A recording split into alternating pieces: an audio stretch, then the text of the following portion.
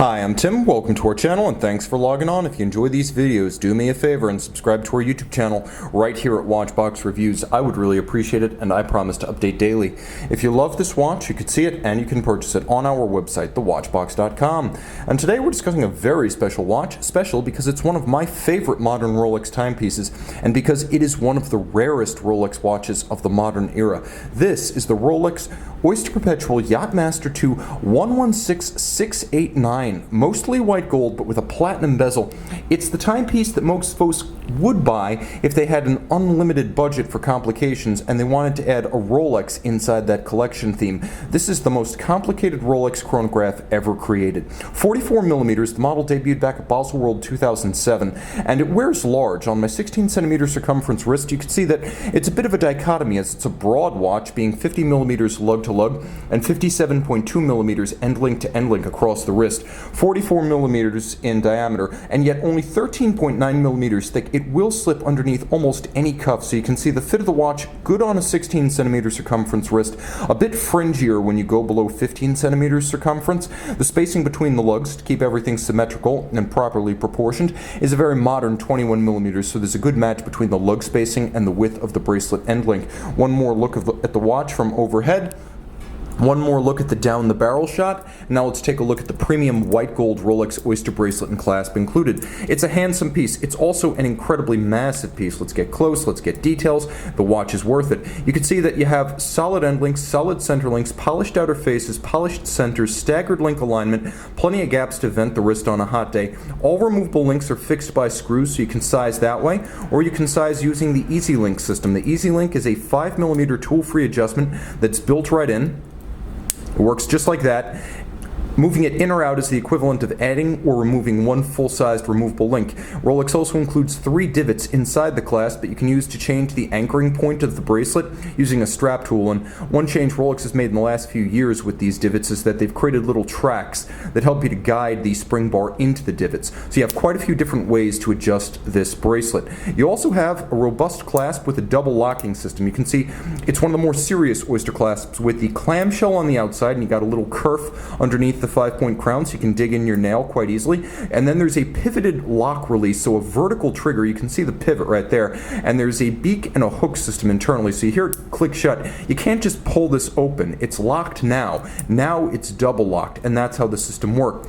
Now you can also see internally the bracelet is polished, the clasp is polished, there's a straight through polish on the outside. This is one of Rolex's premium treatments. Jump into the case. The comparison I would make is to the Daytona. They have almost exactly the same lines. They have neither the sheer of the super case nor the squared off lug profiles at their ends. They both have this sinuous compound curved form that catches the light and does wonderful things with it, but they also have this flatted out foot-like stance underneath the lugs. Right next to the taper you can see how there's a flat to the underside of the lugs. That's shared between the current Daytona and the Yachtmaster 2, and it makes sense. This is the other sporting chronograph in the Rolex catalog. Now we talk real quick about how this watch works. It is a 10-minute regatta timer, so it's a countdown timer. It goes from basically 1 or 0 up to 10, and you can program it, and it has a mechanical memory to recall the programming. You can see as I make the adjustment, it's a wonderful little piece of theater. I can set to any number of minutes using the crown.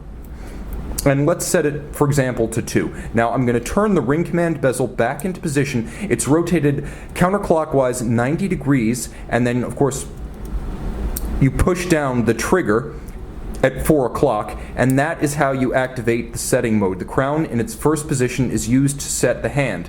Now I'm going to screw the crown back in. The crown can be used for winding when it's not in its setting mode. The timepiece now, a chronograph, but a flyback chronograph. It's counting down, which means it'll count 2, 2.5, 1, 30 seconds, and 0. And I can use the flyback function to jump back to the nearest minute or forward to the nearest minute. That's how it works. Now if I were to simply stop it, reset it, and restart it, you can see it retains its mechanical memory of the 2-minute countdown. So this can be handy for anything from timing an actual regatta to timing the countdown to the removal of your fish tacos from the grill or the kids' timeout. It is a very handy real-world complication. The watch features a set of hands that were not the original for this watch and are not the current Rolex fitment, which is not to say they're aftermarket. It's to say this is an intermediate reference that Rolex made. It's still the 116689, but the original version of this watch featured white gold polished hands that were almost indistinguishable against the white base. It is a white lacquered glossy base and quite different from anything else Rolex makes, save perhaps the Explorer 2. So you have those blue hands from what I believe to be 2013 to 2016. The watch was subtly redesigned in 2013 when the steel model arrived. There was a new movement, the 4161 inside. I believe that's also when the etched serial numbers on the base of the dial came along, and when these blue hands appeared on the 116689. These were replaced by the standard Mercedes style hands in white gold in 2017. So I'm charting the changes on one of the rarest modern Rolex watches. Why? Because people who wanted this watch back in the day had to pay an ungodly amount of money to get it. And as soon as the steel model arrived in 2013, demand for the already scarce and expensive white gold model basically evaporated. And since these are now segmented into 3 different dial generations, you're taking an already rare watch and subdividing it into different variants, which means someday this will be a very collectible timepiece. Underneath the caseback, Rolex's most complicated movement ever, certainly its most complicated chronograph, even including the Dado Compact's Jean-Claude Kelly. This is the 4161, 48 jewels, darn close to 360 parts. It has memory that is programmable for the flyback countdown chronograph. The chronograph is both vertical clutch and column wheel, so you have a very smooth engagement. You can also leave the system running. What happens if it counts down to 0 and you leave it running? The seconds hand continues to circulate, and because it's a vertical clutch, there's no additional play in the system, so you can just leave the chronograph seconds hand running at center, so you have center seconds, minutes, and hours. The column wheel makes it extremely crisp, and I find it even a bit more vocal than the Daytona.